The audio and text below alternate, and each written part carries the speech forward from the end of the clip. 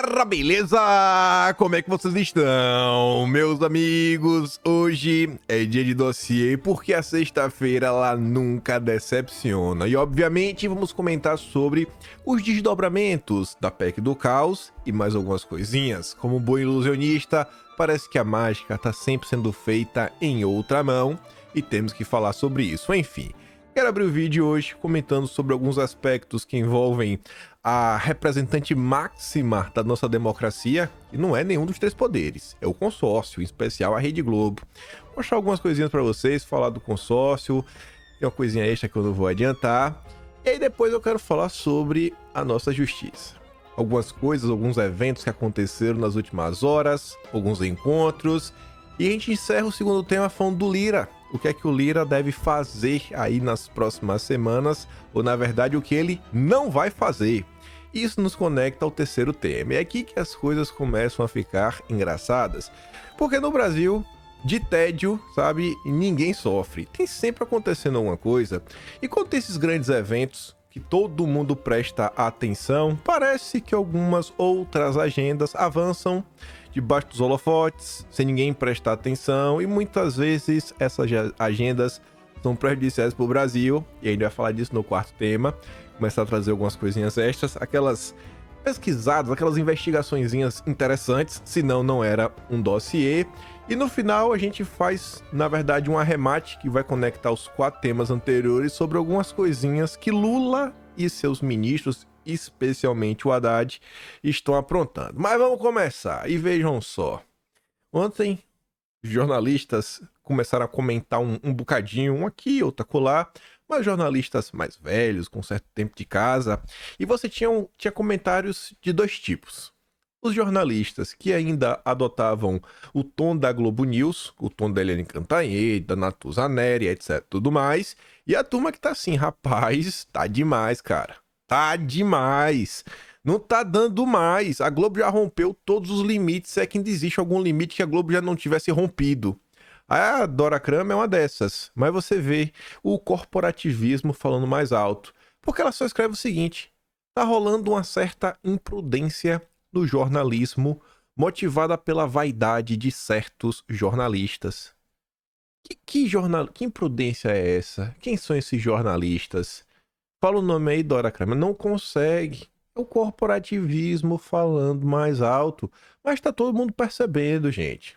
Tá todo mundo percebendo. Todo mundo que acompanha a política sabe o que tá acontecendo. Eu acho que, inclusive, a gente pode até falar que isso pode ser um dos indicativos, né? No estado das coisas. Será que realmente vivemos sob um estado democrático de direito, onde nem mesmo uma pessoa consegue falar sobre seus coleguinhas com medo de algum tipo de retaliação mais dura? Por outro lado, você tem o consórcio, né, que bate palma pro regime. Reinaldo Azevedo já manda, ó, os ministros não temem nada. Fala algo muito mais grave, né, muito mais forte. E não existem atos do Legislativo e do Executivo que nasçam imunes a controle de constitucionalidade. Não saber isso é não saber nada e enganar trouxas. Pacheco vai fazer o quê? Chamar tropas? E o impeachment? O judiciário zelaria pela legalidade. Ponto. Aí, esse daqui pra mim foi um dos pontos altos do dia de ontem. Eu até cheguei a postar no Twitter. A Malu Gaspar, assim como a Dora Kramer, ela não teve coragem de falar com todas as letras, mas quando você entende o contexto, você entende minimamente qual a posição da Malu Gaspar nessas confusões. Ela foi uma das jornalistas críticas, não sei se vocês vão lembrar, e quando tivemos a decisão, né, que meio que reviu os acordos ali de leniência, do Odebrecht, ela teve adotou um tom muito duro. E ela vem comentando, soltou uma nota, deve ter 2 dias no máximo, falando sobre alguns figurões do passado do PT que estão voltando para o meio de campo, gente do barulho, gente da pesada. E aí ela compartilha, menos mal a Globo News, então você sabe de que ela tá falando, mas ela só fala assim, ó: esse diálogo, minha gente, rapaz, né, risadinha, RSS, RS, RS. Gente, esse diálogo aqui foi um dos primeiros que a gente ouviu ontem, é Eliane Cantanhede narrando a entrevista do Rui Costa. Ela tava lá no meio da entrevista e recebendo o zap dos homens. recebendo, e ela tá contando isso, e tá Merval Pereira dando risada, a Miriam Leitão dando risada, Natuza Neto dando risada. Assim, um negócio sensacional. Show de horrores. Nem a Malu Gaspar, que ela trabalha no O Globo, né? O jornal impresso. Imagine, nem uma pessoa que trabalha mais no Globo tá conseguindo aturar o que a Globo News está fazendo, o que essa turminha está fazendo. Tá demais, pessoal. Tá demais. Tá demais. Ontem eu fiquei surpreso também com isso daqui, porque nesse poço de loucura que se tornou a Rede Globo, tem lá o Demetrio Magnoli como um relógio parado, não passa isso. Relógio parado é aquele que 2 vezes no dia bate certo, né? Tá lá, 3, pode ser 3 da tarde, 3 da manhã. Quando der 3 da tarde vai estar batendo certo, depois bate errado de novo. Mas tá ali, ó, o Demetrio Magnoli falou o seguinte, os 3 ministros, né, que ficaram indignados, e trataram a PEC resultante como se fosse um ataque às prerrogativas da corte. Mas não é. A Constituição diz que o Supremo pode fazer com que leis não tenham efeito, porque são inconstitucionais. O Supremo, não cada um dos ministros do Supremo. Porque o que está sendo discutido, gente, olha só, o que está sendo discutido, basicamente não tira quase nenhum tipo de poder. O que está sendo discutido é só o seguinte, caso uma lei é discutida na Câmara, no Senado, às vezes volta para uma das casas de novo, é sancionada pelo presidente da República, ou seja, tem um envolvimento de 513 deputados, mais 81 senadores, totalizando 594 pessoas, mais um, que é o presidente da República, ou seja, em números exatos, 595 pessoas trabalharam, se debruçaram sobre elas, fora assessores, as turmas que vai pressão, etc, tudo mais, para uma única pessoa falar, eu acho que isso aqui é inconstitucional. Pá. Eu tô falando, cara, assim, se for declarar inconstitucional, que seja no plenário. É só isso que está sendo discutido. Nada mais. Nada mais. Continua podendo suspender a lei, mas no plenário. Só isso. Não tem nada de mais. Não tem nenhum tipo de autocontenção, nem nada. Assim, é uma agonia, assim, que você fica, cara, essa indignação neste ponto, por essa coisinha pequenininha. Aí a Janaína Pascoal, ela não deve acompanhar, né, o que passa nas redes sociais, porque ela não segue ninguém. Ela não segue ninguém. Ela é muito inteligente pra seguir alguém. E é sério mesmo. No Twitter dela, ela não segue ninguém. É zero. Assim, ó, seguindo. Zero. Olha lá. Vê se eu tô mentindo. Aí, como ela não segue ninguém, ela não consegue perceber o óbvio. Mas o que ela tá relatando aqui foi o questionamento da maior parte das pessoas dentro da direita. Porque tá todo mundo achando meio estranho.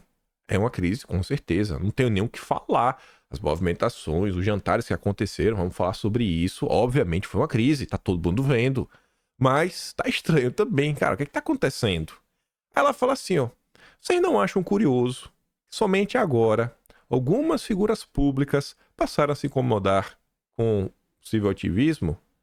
Com o Pacheco, por exemplo. Mas o Pacheco a gente já sabe. Ele tem interesse político, eleitoral. O Pacheco também tem interesse político de fazer, quem sabe, um sucessor na casa, o Alcolumbre, amigo dele, chapa. Tenho visto bolsonaristas animados com os recentes movimentos do Pacheco.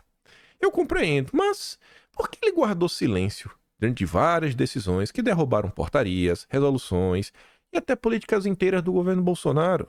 Podem pensar que é hora de união para ganhar força e enfrentar essa quantidade gigante, né? Essa entidade gigante, né? A Corte Suprema. Eu confesso que tanta mudança me intriga. O mesmo senador que defende com unhas e dentes a reforma tributária confiscatória do governo muda da água para o vinho para evitar o ativismo, e a imprensa diz que o governo está sendo arrastado para a crise, não estão lidando com amadores. Lembrem-se sempre disso. E uma das notas que acho que melhor mostra como a briga já está quase para ser resolvida foi uma que saiu ontem no Caio Junqueira. A gente vai falar sobre ela. Mas aguarde isso daí.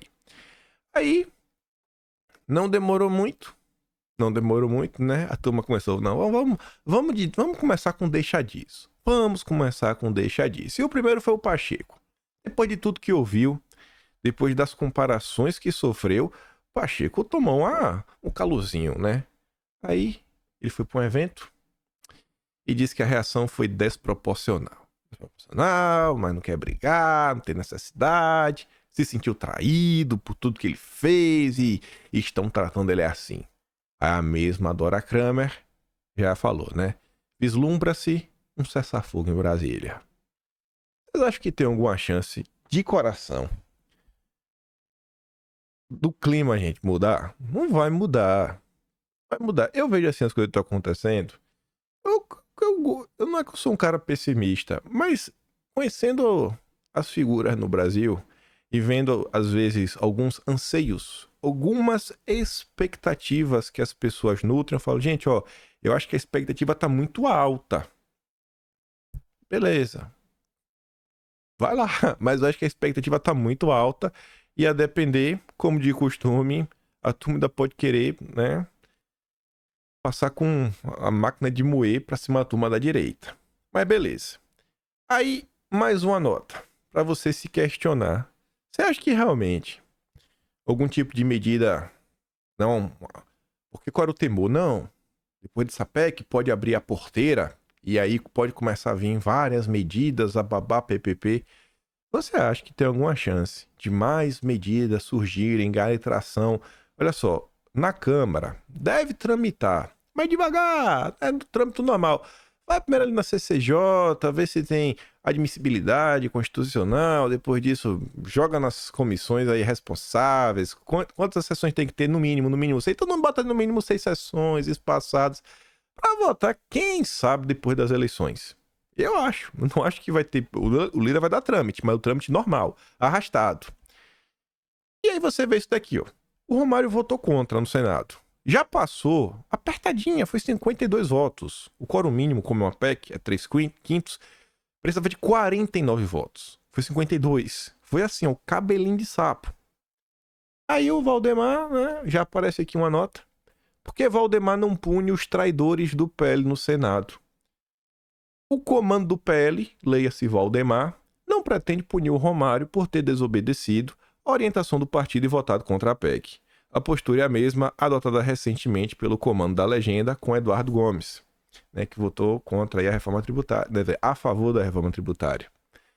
Segundo o cacique do PL, ao contrário dos deputados federais do partido, os senadores costumam ser poupados de punições nesses casos para evitar que deixem a legenda. Em outras palavras, a cúpula do PL não quer correr o risco de melindrar os senadores com punições e, por causa de apenas uma votação isolada, ver sua bancada no Senado diminuir. Como foram eleitos para cargos majoritários, senadores podem trocar de partido na hora que quiserem sem o risco de perder os seus mandatos. Isso diferente dos deputados. É com base nessa estratégia que o PL não costuma fechar a questão em votações no Senado. O Valdemar não está disposto a punir um deputado para mostrar, olha o direcionamento que o nosso partido tem, olha a bandeira que o nosso partido carrega. Se o partido de oposição não está conseguindo votar uma matéria e o desgarrado não vai ser punido, como é que eu vou nutrir alguma esperança, sabe? Eu tenho que calcular, eu tenho que reajustar a minha expectativa. Olha o que está acontecendo no Brasil. E a medida ontem é uma medida que interessa também alguns partidos do Centrão, etc. E os próprios senadores, os próprios legisladores que querem assim, não, peraí, pô, tá demais. A gente tem que ter um pouquinho aqui também de poder, né, na hora de dividir aqui esse bolo. E aqui só para abrir um parêntese, uma coisa que aconteceu nas últimas horas, mas nem vou pegar muito no pé que tem coisa melhor pra gente comentar. A gente tinha comentado 2 dias atrás que o André Fernandes foi oficializado pré-candidato para disputar a prefeitura de Fortaleza. Prefeito de Fortaleza, candidato a prefeito de Fortaleza. Já gravou vídeo ao lado do Jair, pré-candidato. Carmelo Neto assumiu o diretório estadual do PL em Fortaleza. E aí o que aconteceu ontem? Dessa foto. Nosso glorioso Portinho, que você já conhece muito bem, ao lado do Girão, ao lado do astronauta e ao lado do Moro.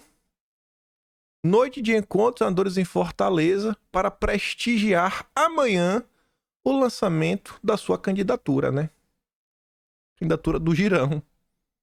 Gente, se o PL tem um candidato a prefeito em Fortaleza, será que faz algum sentido o Portinho e o astronauta estarem lá prestigiando o Girão? Isso aqui é pegar no pé, gente. De coração, eu tô pegando no pé demais. A gente tem um candidato de direita, é um bolsonarista, que é o André Fernandes, que tá no PL, que tem o apoio de Bolsonaro, e a turma tendo prestigiar o Girão.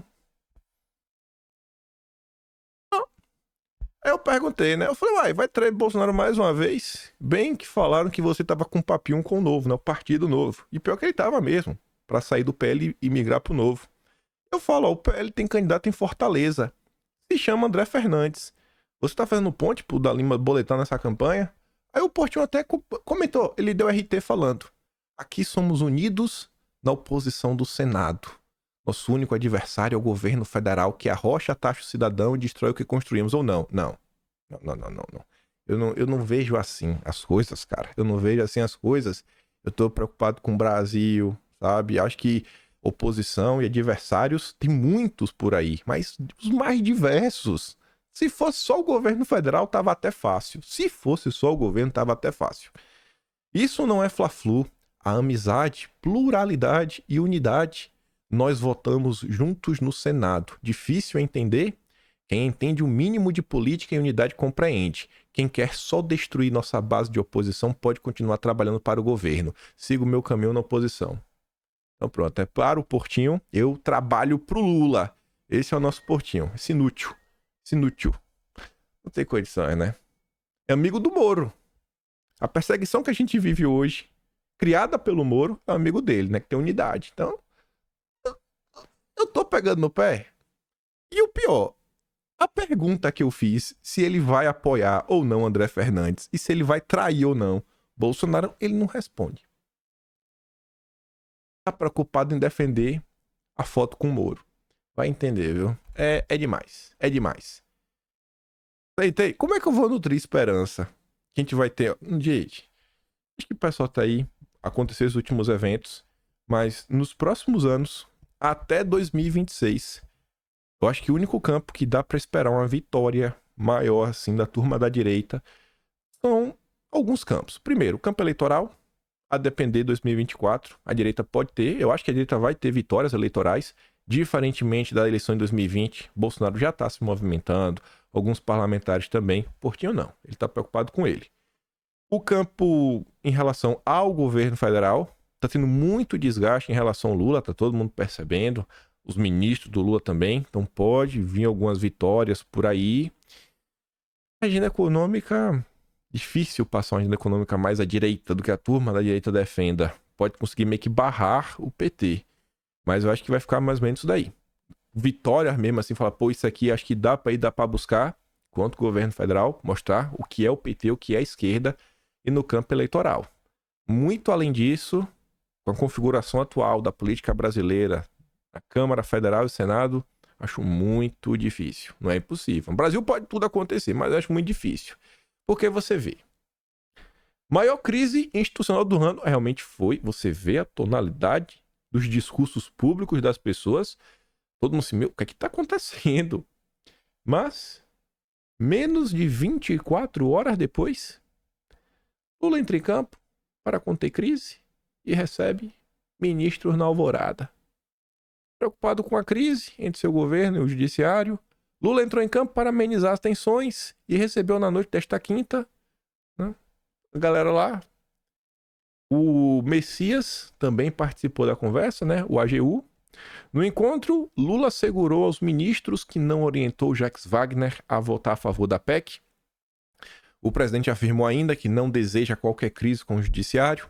A urgência do encontro para conter crise entre os poderes foi tamanha que Jorge Messias, para ir à alvorada, teve que faltar a solenidade de entrega das comendas da Ordem do Mérito da AGU. Ele é o chefe da AGU, ele teve que faltar ao evento da AGU.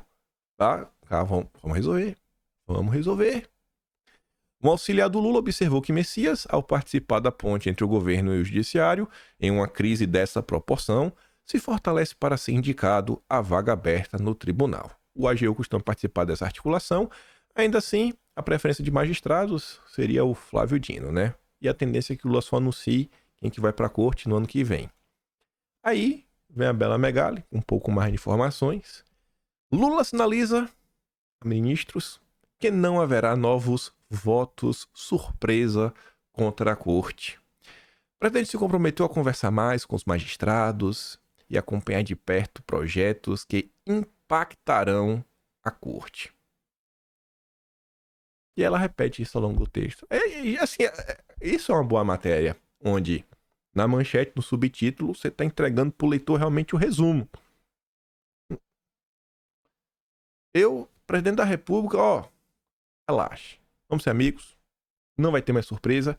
E a partir de agora, qualquer coisa que for discutido na Câmara ou no Senado que possa afetar o Poder Judiciário, eu estarei de olho e eu vou entrar em campo. Deixa comigo. Isso aí, vamos nessa. Aí essa aqui é a melhor. Essa aqui explica bem porque a paz voltou. Caio Junqueira. Poderes ensaiam um acerto político para evitar o mal maior. A primeira grande crise institucional do governo Lula, né? E aí os poderes envolvidos ensaiaram a trégua nas últimas 24 horas. Não sei nem se já tinha 24 horas de conflito. O motivo: cada um tem muito a perder com o confronto. O judiciário pode se afastar do Planalto e esse afastamento pode fazer que reduza o poder de influenciar. Na hora de falar, Lula, olha só, vai abrir ali, né? Sei lá, um TRF1, isso aqui, STJ. Às vezes o cara quer, né? Quer fazer uma recomendação e quer que o Lula leve em consideração a recomendação dele. A PGR também, né? Então, toma que dá um palpitezinho. E o judiciário sabe que pode perder, segundo o Junqueira, porque se o governo Lula não der certo, a oposição pode dar. Isso é um problema. E assim, a oposição não pode dar certo? Cara, o que tá acontecendo, bicho? Aí você fala assim, mas que oposição é essa, né? Pior que a nota até fala já. O Congresso pode perder porque é o judiciário que julga as ações penais de deputados e senadores. Isso é meio óbvio.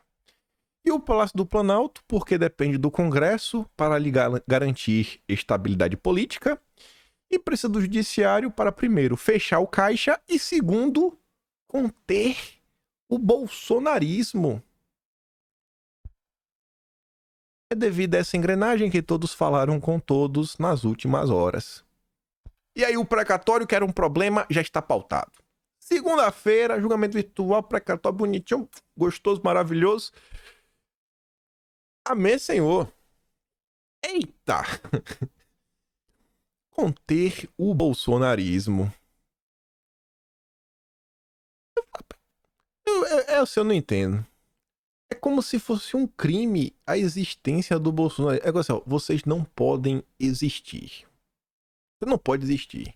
Mas por que não, bicho? Por que não?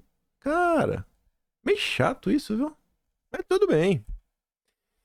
Aí, o projeto vai pra Câmara, a gente comentou ontem, né? Falando que o Lula deve da tramitação, travar ele não vai, mas daquele jeito, sem urgência, tem muita pressa.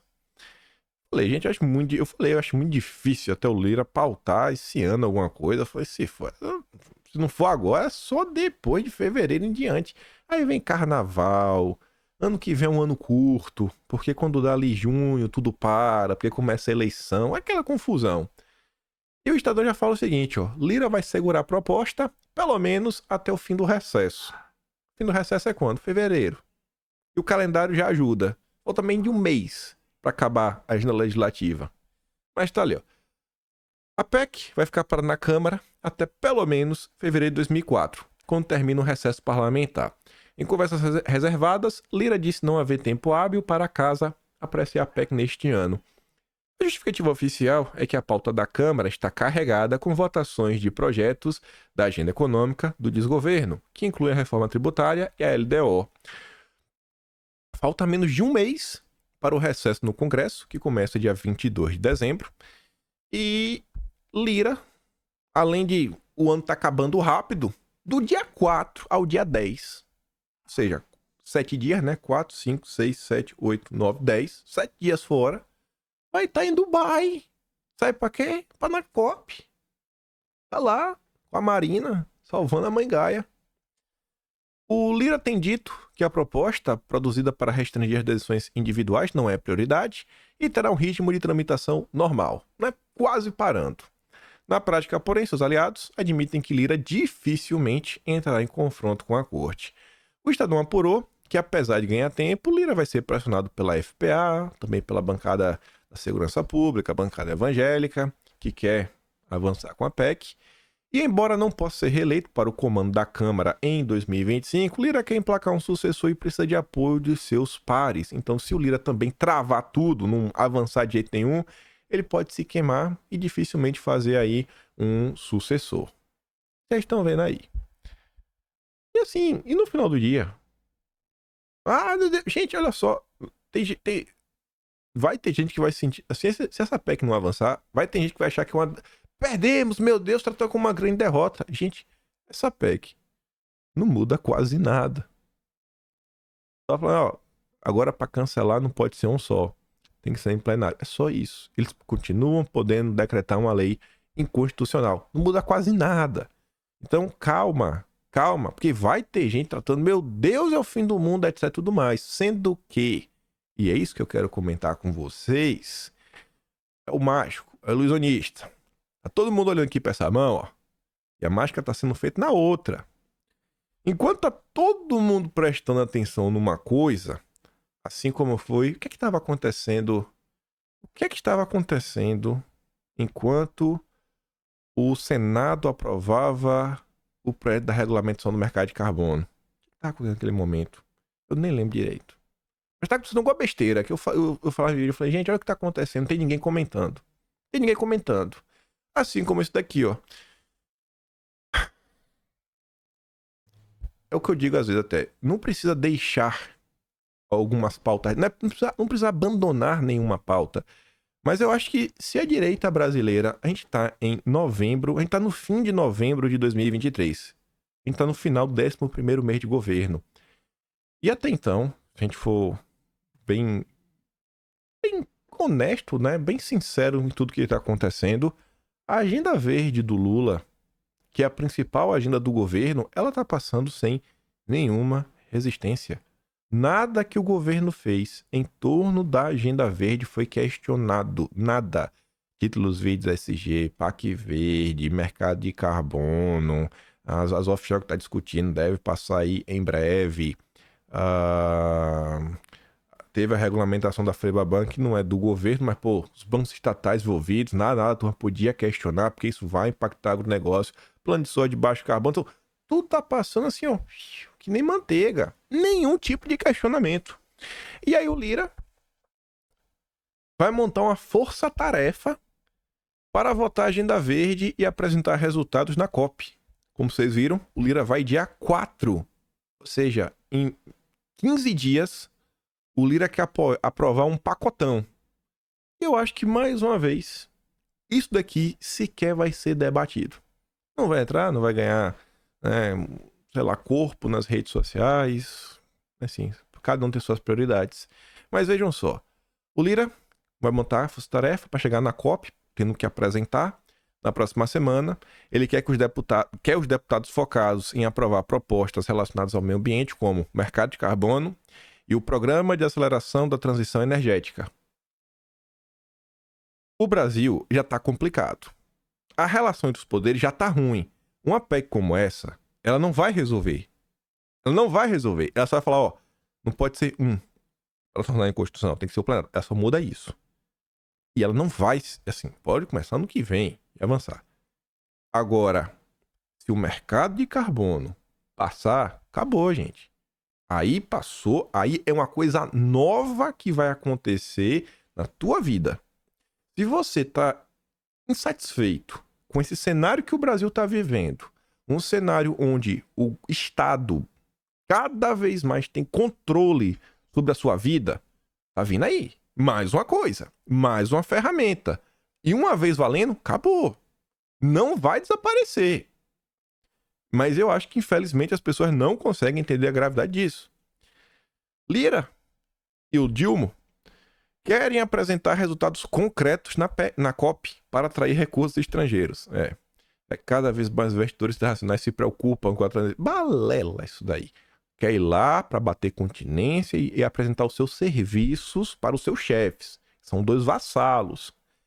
A Agenda Verde, contudo, vai concorrer com uma pauta de peso. Tem a LDO, tá para ser votada aí, e também discussões para destravar na Câmara a reforma tributária e a MP sobre subvenção do ICMS. O governo quer arrecadar. A prioridade de Lira é o PATEM, uma alusão ao programa, ao PAC do Lula, só que focado na transição energética sem uso de recursos públicos. Olha que bacana esse PATEM, o PAC do Lira. Olha como o PAC do Lira é bacana.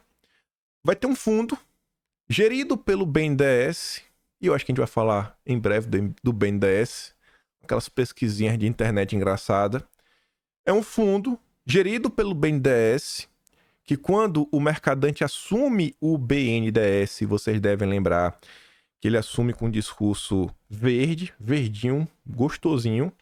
Quem não lembra disso, pega o Atlas de fevereiro, tem assim, acho que é Petismo Verde, o nome do tema. Tá lá tudo registrado como foi a posse do mercadante, os primeiros acenos do BNDES, mas enfim. E aí vai ter um fundo para ser abastecido com precatórios e créditos tributários de impostos que as empresas têm para receber da União. Seria uma modalidade de garantia para que as empresas que tenham interesse em implementar projetos de desenvolvimento sustentável possam acessar linhas de crédito com taxas de juros mais atrativas. É só esse final que você tem que saber. Vai se criar um fundo verde, vocês já entenderam, né? Que verde não é verde, depende do seguinte. Você joga do nosso lado, jogo. Então você é verde. Você pode tocar o terror, pode soltar trocentas, aquela tonelada de fumaça. Se você é nosso amigo, você é verde. É só isso. E você vai ter crédito, baratinho, aquela linha de crédito amiga que o pequeno produtor jamais vai ter acesso. Jamais! Jamais!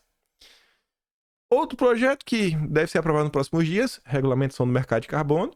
O governo também pressiona pela aprovação do mercado de carbono regulado o mais rápido possível. O governo está com pressa. Marina Silva, ela começa o ano falando isso.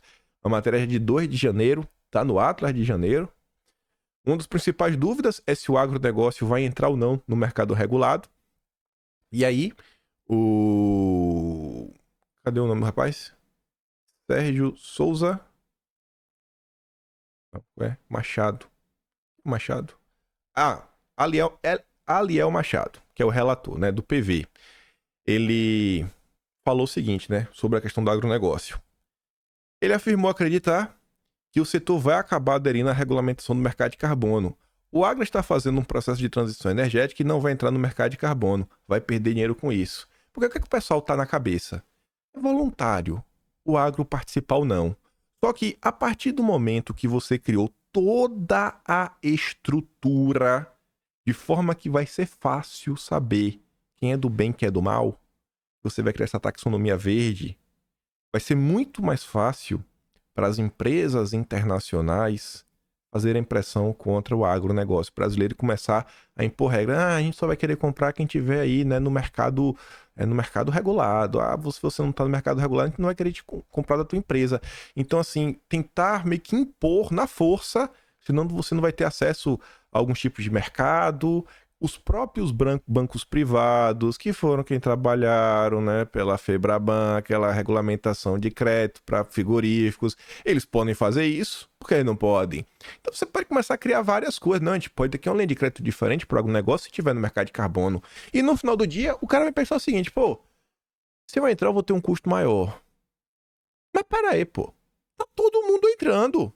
Então, se o meu custo vai aumentar, o custo do meu vizinho vai aumentar também. Então você, Dona Maria, você, seu João, você vai pagar mais.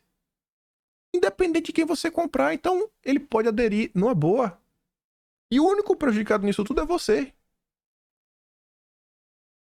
Mas isso aqui não é prioridade. Isso aqui não é prioridade. Ninguém vai comentar sobre isso. Como toda a agenda verde do governo Lula está passando a 23 sem ninguém falar nada. Eu ficaria feliz se a gente pelo menos perdesse. Mas nem perder, a gente perdeu porque a gente nem chegou a lutar. Chegou na e fala, não, tá avançando. Avançando. Aí, firme e forte. Aí, a turma que tá muito preocupada com a Mãe Gaia, só uma notícia bem rápida aqui pra vocês verem algumas coisas. Recente no Brasil.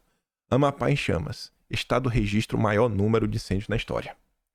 Cidade de Mato Grosso do Sul amanhecem cobertas por nuvens de fumaça de incêndio no Pantanal. Área queimada no Pantanal. 2023, 2022. 2023, 3 vezes mais que no governo Bolsonaro malvadão. Pará será o primeiro estado do país a ensinar educação ambiental nas escolas públicas. O Pará vai implementar a partir do ano que vem aulas de educação ambiental. O foco é conscientizar os estudantes sobre esses temas, mudanças climáticas e tudo mais. Formar uma bancada de gretas lá no Pará. Você acha que essas pessoas estão realmente preocupadas com o meio ambiente? O norte, centro, pegando fogo. Será que essa turma está preocupada? Zero. É uma agenda de controle. E uma agenda... Não é nem dinheiro, é realmente de controle. Controle. Mais controle sobre sua vida. Só que tá todo mundo preocupado com a PEC. A PEC tomou as ações no noticiário. Tem que comentar. Mas, gente, o Brasil não para. Não para. E aqui que começa a ficar um pouquinho mais engraçado. Tava eu leio até as matérias inúteis. Eu leio. E muitas vezes eu pesquiso alguma coisa a mais. E tem uma coisa que eu gosto de fazer, que é pesquisar nomes. Eu sempre pesquiso o nome da mesma forma. Normalmente, tende a dar certo. E eu vou até mostrar pra vocês. Mas eu vi essa nota, ó. Estadão. Empresas mais. Brasil tem tudo para liderar a agenda verde. Diz diretor do CEBDES. Eu nunca ouvi falar do CEBDES, né? CEBDS. Nunca tinha escutado falar desse grupo. O diretor executivo é o Ricardo Mastrotti. E aí ele falou, né, isso, o debate do Prêmio Estadão Empresas Mais. O executivo destaca, no caso do Brasil, o fato da agenda climática ter chegado à mesa do Ministério da Fazenda, o que mostra que a ficha caiu, porque a gente só estava no Ministério do Meio Ambiente. De acordo com o Mastrotti, agora o mercado de carbono sai. Não tem resposta certa no mundo, mas a resposta errada é não fazer. Eu acho que a resposta certa é não fazer, é o contrário. Aí eu fiquei assim, né? Eu falei, quem é esse cara, né? Porque não é qualquer orelha seca que vai no evento desse. Não é qualquer orelha seca, eu fiquei pensando, né? Que grupo é esse? O que é CBDS? Aí, normalmente, se eu quero saber se uma pessoa é descarada ou não, normalmente eu vou no Google, e essa aqui tá a pesquisa, né? Eu boto o nome da pessoa, entre aspas, e do lado eu boto Open Society. Eu não achei ele com a Open Society. Talvez se eu continuar pesquisando mais... Eu achei pessoas da CBDS interagindo no LinkedIn com pessoas da Open Society. Eu achei isso, comentários mesmo. Uma pessoa falou, gente, fui contratada para trabalhar na Open Society. Aí tava lá a menina da CBDS, parabéns, amiga. Eu falei, ih, rapaz, todo mundo se conhece, hein? Que bacana.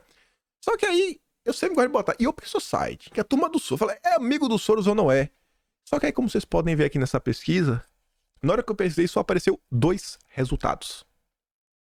2 resultados. Eu falei, interessante. O primeiro é um site Amazônia Online. Não me interessou. Olha o segundo site. O BNDES. Do PAC do Lira. O BNDES do PAC do Lira. Que vai ter o PAC... a linha de crédito verde do Lira. Com juros diferenciados. E tava ali, ó. Como vocês podem ver, agendas. Quando eu cliquei, abri um arquivo do Excel.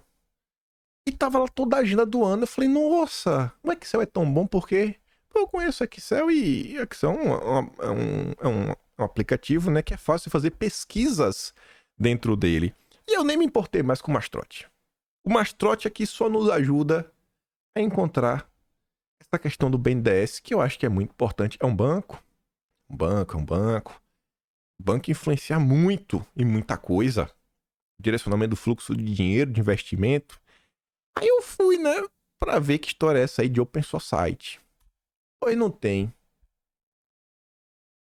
Tem pelo menos 3 agendas. 3. Tem mais de 3 linhas, mas porque assim, cada funcionário grande do BNDES, ele aparece numa linha. E tem uma mesma agenda que tem mais de uma pessoa participando dela. Não é só o Aloysio Mercadante. Mas enfim, a letra tá pequenininha aqui nesse, mas dá pra ver. E olha que engraçado. Em 16 de maio deste ano, 16 de maio, a Natália Dias, que é diretora de Mercado de Capitais e Finanças Sustentáveis. O BNDES do Lula tem finanças sustentáveis. Eu não sei o que é isso.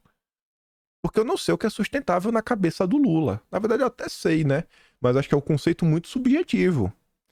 Ela não teve a reunião nesse dia. Às 11h30 da manhã, que contou uma reunião híbrida com o Instituto Ibirapitanga, do André, alguma coisa lá, aí tava Instituto Moreira Salles, olha, Instituto Moreira Salles, o IMS, Fundação Itaú, Open Society, Fundação TID Setúbal e equipe NDS. Gente, olha só. O grupo Itaú hoje é a junção da família Setúbal com a família Moreira Salles. Você tem uma Fundação Setúbal, você tem a Fundação...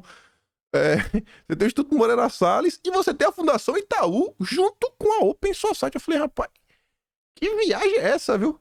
O que é que foi discutido numa reunião como essa? Uma pessoa responsável por finanças sustentáveis. Eu realmente não sei, mas eu achei essa agenda muito engraçada. Vendo as pessoas que estão fazendo parte dela.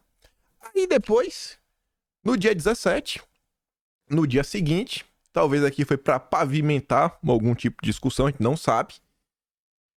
O Nabil Moura Kadri, que é da área do meio ambiente, junto, na mesma agenda, estava o Aloysio Mercadante. Às 4h30 da tarde estava a Open Society mesmo, com a participação do Mark Malloch Brown e do Pedro Bramavai. Pra falar o quê, cara? Assim, eu realmente queria saber o que é que se discutiu numa reunião como essa. Porque quando a gente olha pro governo Lula, a gente tá vendo que todas as políticas do Soros vêm sendo aplicadas. E essa é a minha principal tese e o meu principal resumo sobre o ano 2023 e o que representa o governo Lula. Pra mim, eu falei, gente, o meu governo Lula, ele é marcado por uma mudança.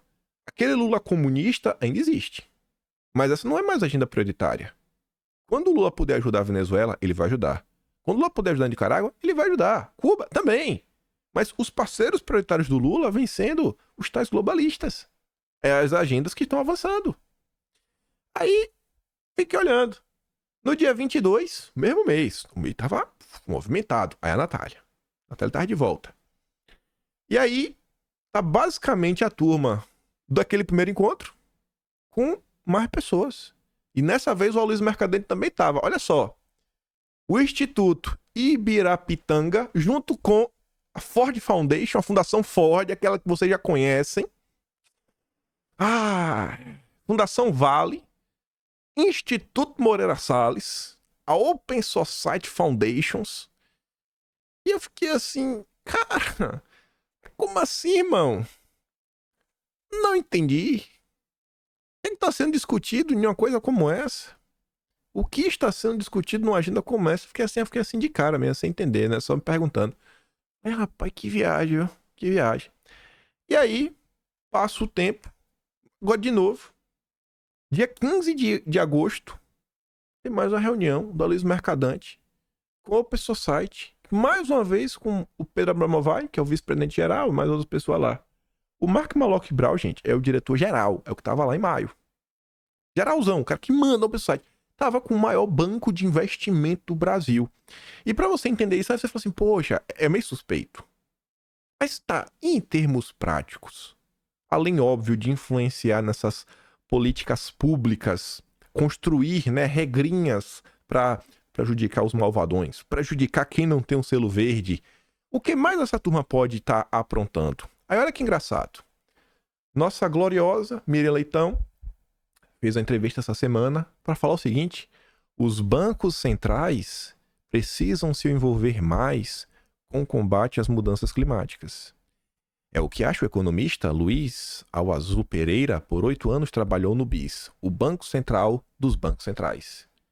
Neste ano já tivemos inúmeras medidas por parte do BNDES, a da Febraban foi o ápice, foi assim, aquela foi demais, porque teve aquela matéria investigativa na época que a gente comentou, né, com áudios dos executivos fazendo coisa que eles, nos áudios, davam a entender que não eram muito bacanas. E aí,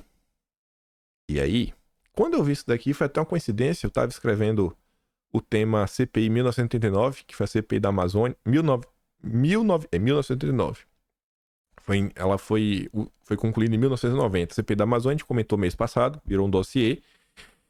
E naquele dossiê, tinha este dossiê, produzido pelo setor de inteligência nacional, no final dos anos 80, ou no máximo início dos anos 90, tipo 1990, porque tudo que se fala aqui é de 1989 para trás, era um relatório grande. Vocês acham isso daqui no Arquivo Nacional? Pressões recentes sobre o governo brasileiro atentatórias à soberania nacional. Aí o que é que dizia? Ao longo dos últimos anos, observa-se aumento significativo de pressões de organismos internacionais e de personalidades estrangeiras sobre o governo brasileiro, contestando as atividades, medidas e políticas governamentais da área ppp. Era um relatório que falava sobre isso. E aí esse relatório trazia essas ações contra o Brasil por temas. Ações tomadas por agentes nacionais, por agentes de imprensa, por agentes internacionais. Aí tava ali, Esse já é atividade de estrangeiros, né? Item 2. Tem lá uns 90 itens citados, se eu não estou enganado. Mas o item 2. Durante as negociações para empréstimos ao setor elétrico iniciadas em 87 e ainda não concluídas, o Banco Mundial fez várias exigências ao governo brasileiro relativas às áreas nuclear, ambiental, indigenista, e queria que, tem que assinar aqui o Tratado de Não Proliferação.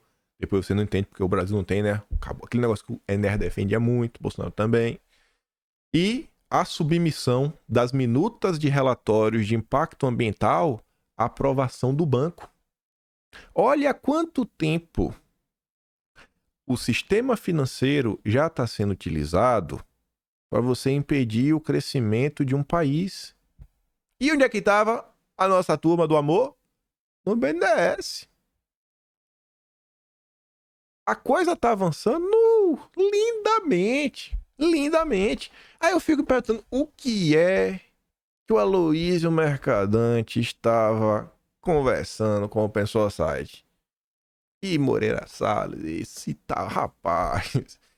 Aloysio Mercadante. Aqui outros eventos que aconteceram no passado. Se nessa época, com pouca tecnologia, um conhecimento de mal... sabe o Batman, que tem um cinto de utilidades? A esquerda tem um cinto de maldades, tipo do Batman. Várias maldades. Nessa época que o cinto era pequenininho, tinha umas 5 maldades diferentes. Agora, nossa, é um baralho. Tem mais de 50 opções diferentes de prejudicar alguém. Em dezembro de 88, o jornal The Gazette, Montreal do Canadá, publicou editorial sugerindo que o governo canadense faça o possível para bloquear a concessão de empréstimo pelo BIRD ao setor elétrico brasileiro. E aqui vai falando também coisas que fizeram na época dos bancos. Em 89, o Al Gore, o amigo da Marina, né? Aquele cara, também, um projeto lá, né? O meio ambiente mundial, né? O Ato de 89. Enfim, no tocante a florestas tropicais, o projeto estabelece elaboração pela AID, que na verdade é USAID, né? USAID. Eu até achei engraçado, não sei se vocês viram essa semana, a Paula Schmidt, jornalista, foi no Pânico, e ela falou do USAID. Eu falei, nossa, olha só, e estava aprontando em outra área. Enfim, de relatório sobre potencial de expandir áreas de reflorestamento, propõe ainda que o Congresso norte-americano instrua os diretores daquele país em bancos multilaterais de desenvolvimento a comedimento em empréstimos que exacerbariam o desflorestamento, usando o sistema financeiro para impor uma agenda. Não é nada novo. Nada do que está acontecendo hoje com a Mercadante já não foi feito no passado. Só que agora tem o apoio do PT, tem o apoio de quem está sentado na cadeira de presidente da República. Mas todo mundo está olhando só para PEC. Tem muita coisa acontecendo no Brasil. Aí olha aqui. Esse é outro assunto importante. E a gente falou sobre ele desde o dia da vitória do Milei, porque virou notícia. Lula e Fernandes correm para fechar acordo com europeus antes da posse de Milei. Veja como Lula tá desesperado com o acordo do Mercosul. Gente, é bem simples. Sabe aquela história, se a Globo é a favor, a gente é contra? Se esse acordo não foi fechado durante o governo Bolsonaro, vocês acham que isso é bom para o Brasil? Se eles não quiseram fechar com o Bolsonaro, vocês acham que isso é bom para o Brasil? A equipe argentina, ainda sob o comando do Fernandes, está bastante engajada. O Lula também orientou a flexibilidade, ou seja, abram. Fiquem de joelhos, né? Não vamos baixar tanto o nível. Fiquem de joelhos, baixem a cabeça e falem assim, seu. Aceitem o que os nossos mestres mandam. É ou não é o vassalo? É o vassalo do Biden. De todo mundo também, né? O Biden porque ele não gosta. A turma da esquerda fica revoltada.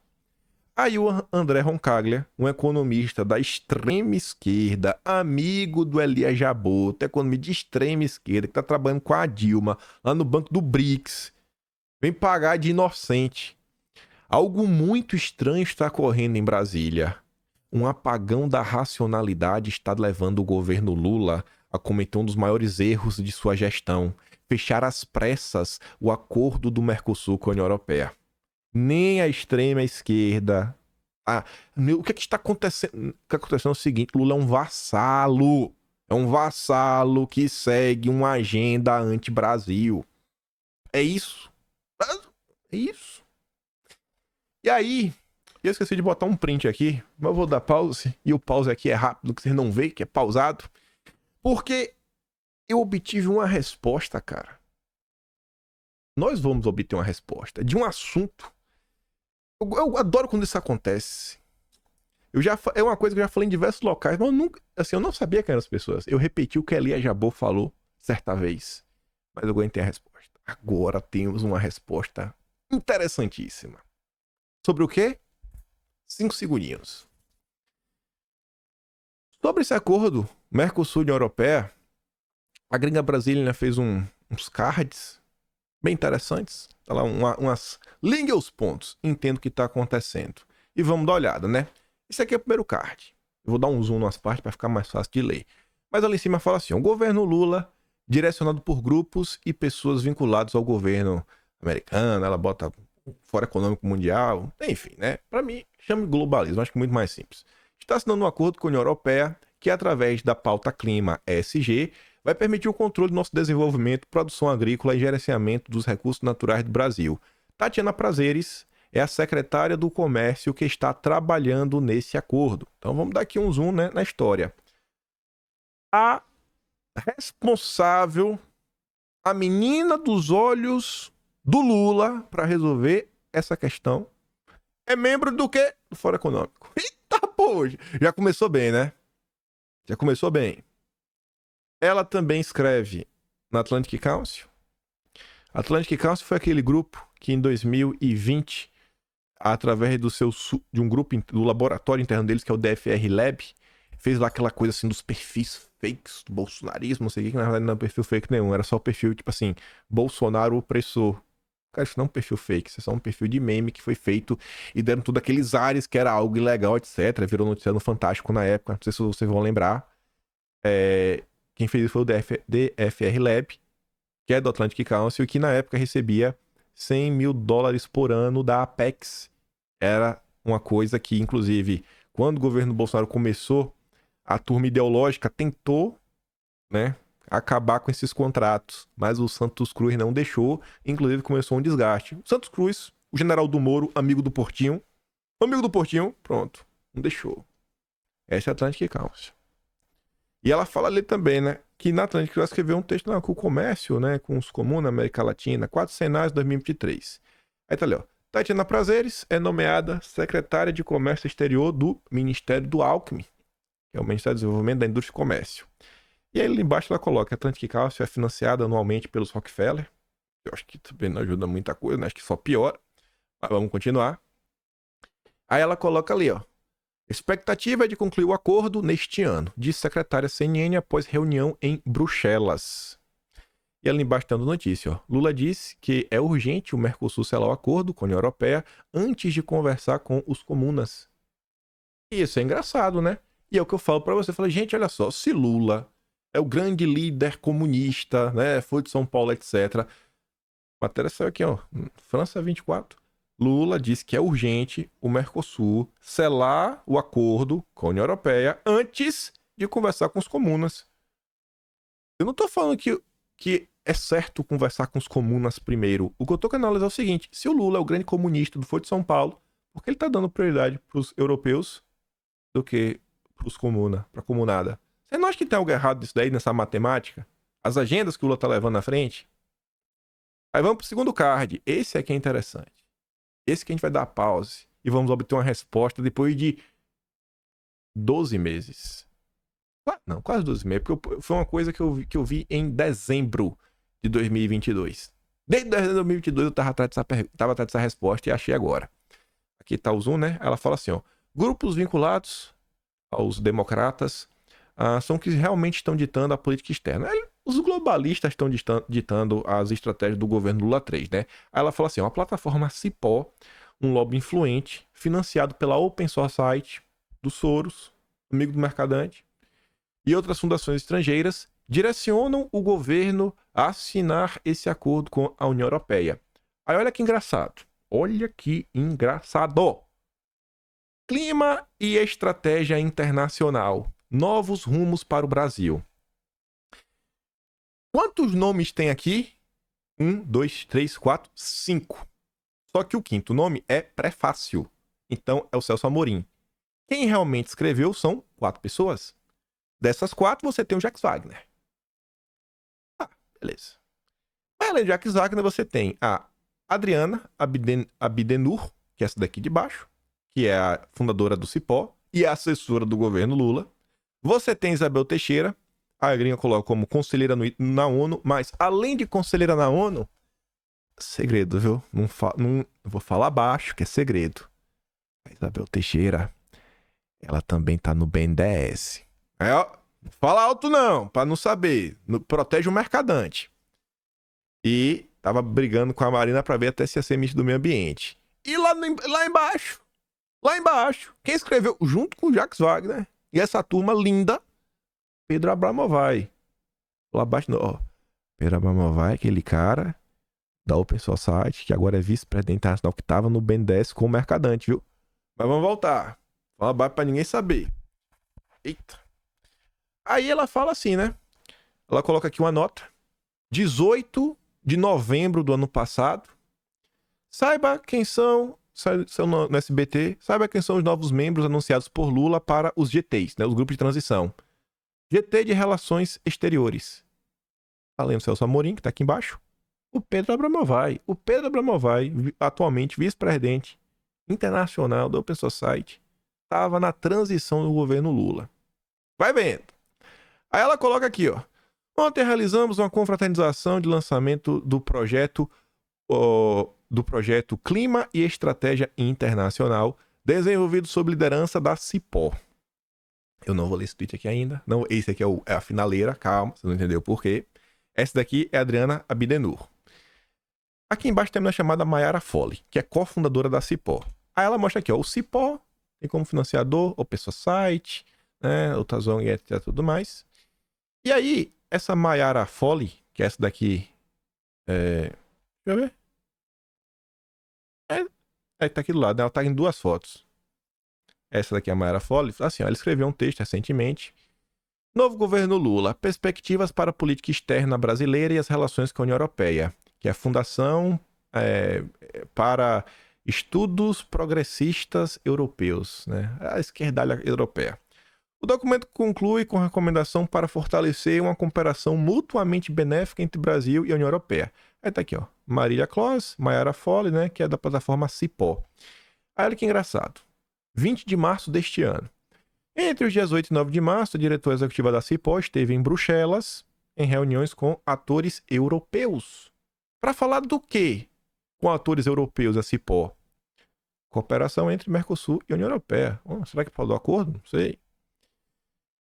18 de julho deste ano, a diretora executiva da CIPO, Mayra Foley, entregou ao Lula, em Bruxelas, um exemplar do Policy Brief, novo governo Lula, né? Relações com a União Europeia, que é exatamente aqui, ó. Exatamente aqui. Esse texto aqui. Fortalecer, né? E avançar com o acordo União Europeia-Mercosul.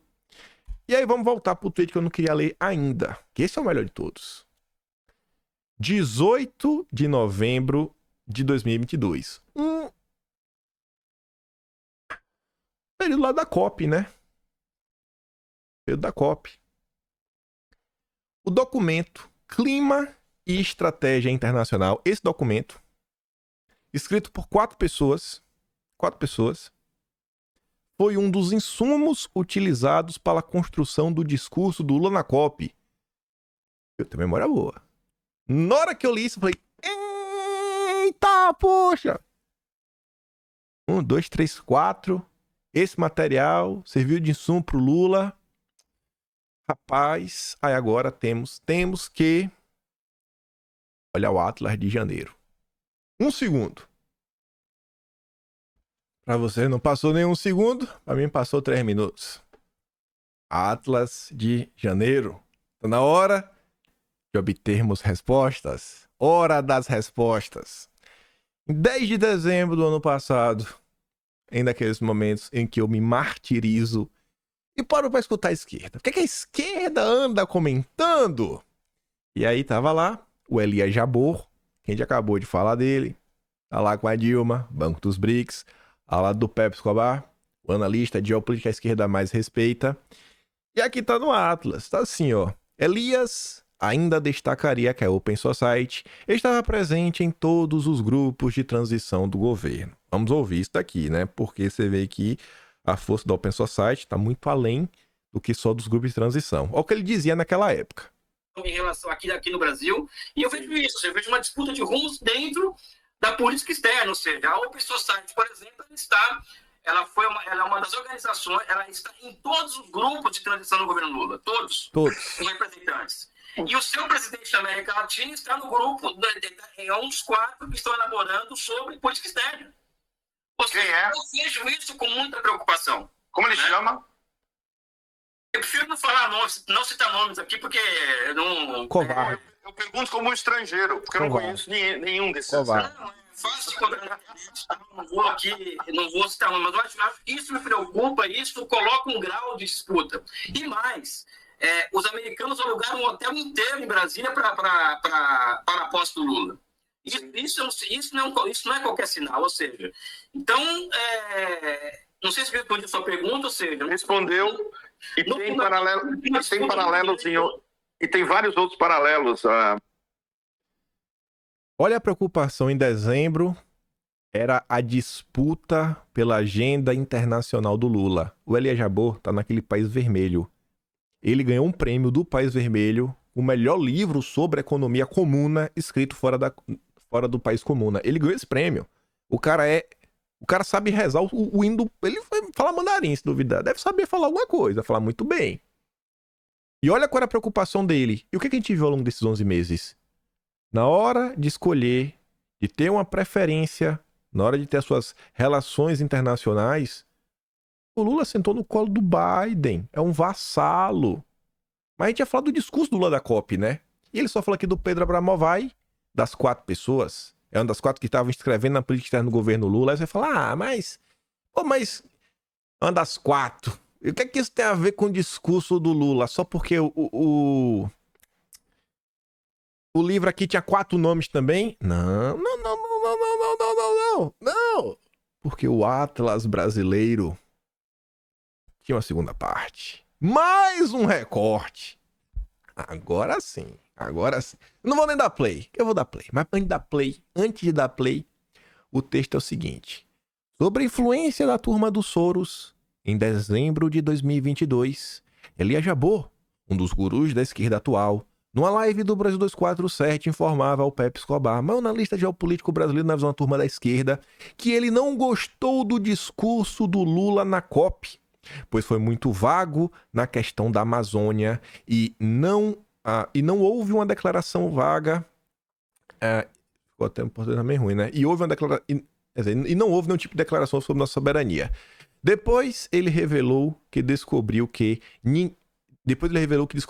elaborou o discurso foram 4 pessoas, sendo todas elas ligadas à Open Society.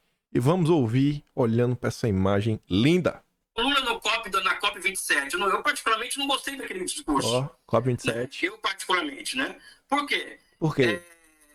Fica um discurso muito vago sobre a Amazônia, a questão ambiental, ou seja, não existe uma afirmação muito clara da nossa soberania sobre a Amazônia. E depois nós descobrimos aqui no Brasil que quem elaborou aquele discurso, de 4 pessoas, 4 são ligadas ao Open Society. Ou seja, vai haver uma disputa dentro do governo Lula, na minha opinião, em torno das relações exteriores. Vai haver uma disputa no governo Lula em torno das relações exteriores. Não tem disputa nenhuma. A Open Society tá nadando de braçada. Assim, gente. A própria menina falando, né, que esse livro aqui foi um dos insumos. Foi o material utilizado para fazer o discurso. O Pedro Abramovay tava lá. Pro Elia Jabbour não querer nem citar o Pedro Abramovay. Assim, pode não ser o Jacques Wagner a 4ª pessoa, mas veio daqui. Veio daqui. Aqui, ó. O coração da besta tá aqui dentro. Eu acho que você tira o Jacques Wagner e coloca o Celso Amorim. Com certeza o Celso Amorim dá um pitaquinho do que tá acontecendo. E pra você ver, né, com quem o Celso Amorim tá andando. A esquerda petista. Mas calma que não para aí. Tem o último card. O último card que é esse daqui. Aí ela... mostra lá que a Tatiana, que é do Fórum Econômico, Ministério do Alckmin, trabalhando pelo acordo Mercosul-União Europeia, falou lá, né, olha, comércio e alinhamento Estados Unidos versus os comunas, né, isso com a América Latina. E aí então disse ali, ó, acordos comerciais, obras e dinheiro, como Lula tentou convencer o Uruguai a desistir de acordo com os comunas. É que eu não tô julgando se Lula fez certo ou fez errado. O que eu quero te questionar é o seguinte: se Lula é o grande líder do Partido Comunista Internacional, sabe, o filho do Marx, por que ele quis impedir o Uruguai de fechar um acordo com os comunas? Porque o Lula é o vassalo do Biden. Um vassalo, esse cara é um vassalo da agenda globalista. Não é que ele não goste dos comuns, mas ele é um vassalo. O que mais precisa acontecer para entender onde está a maldade desse governo? Aqui a Gringa Brasileira coloca a opinião dela sobre o que estaria acontecendo na visão dela. Tem realmente uma batalha geopolítica acontecendo.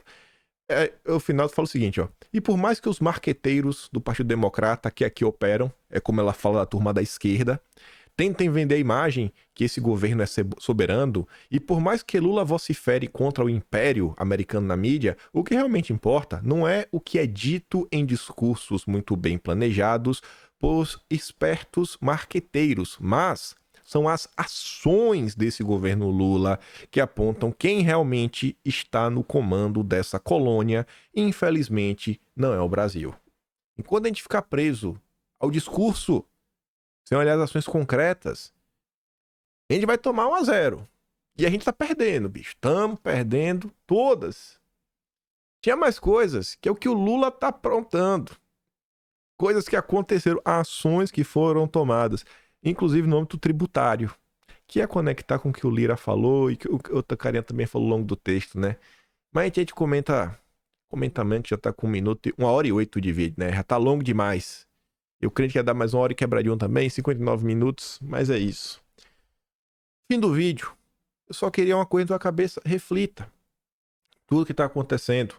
Não precisa abandonar nenhuma agenda, mas até agora, pessoal, desde janeiro deste ano, nenhuma dessas ações em prol de uma agenda globalista, que a direita sempre falou que é ruim, até agora nenhuma ação realmente concreta, sabe, bem feita, por parte dos nossos parlamentares foi tomada. Em relação a esses temas, os parlamentares de direita estão de braços cruzados. Não é questão de braços cruzados, eles estão sempre trabalhando. Mas assim, eu acho que isso aqui também tinha que ter um certo coisa, porque tá avançando e está avançando rápido. E uma vez que essas coisas passem, uma vez que essas coisas sejam implementadas, a sua vida vai ficar pior. Eu sei que já tá ruim, mas vai piorar ainda mais. E eu me preocupo com isso. Por isso que eu continuarei insistindo nessas questões. Não tem como. E a gente fala, você viu, a gente fala da Globo, a gente fala da PEC, mas a gente também fala de outros assuntos que passam desapercebidos da maior parte da população brasileira. E como vocês viram também, né? Só o Atlas brasileiro para contar a história desse país. Só o Atlas brasileiro para registrar. Então, se você não assinou, se você quiser me ajudar a continuar contando a história desse país, kimpaim.com, sem BR. A única forma. E se você é assinante, sei lá, considere uma vez por mês imprimir uma versão física, não para você, pra alguém que você conhece e que, sei lá, não se interessa muito por política, mas ele se interessa. E você entregando a versão do mês é bacana, porque o cara fala, ó, dá olhada isso aqui, irmão. Pô, o que aconteceu mês passado? Eu sou no Brasil, dá uma folhada, mostra uma notícia, tudo notícia é coisa. E fala pro cara, se tu procurar no Google, tu vai achar essa notícia. É só pôr a manchete.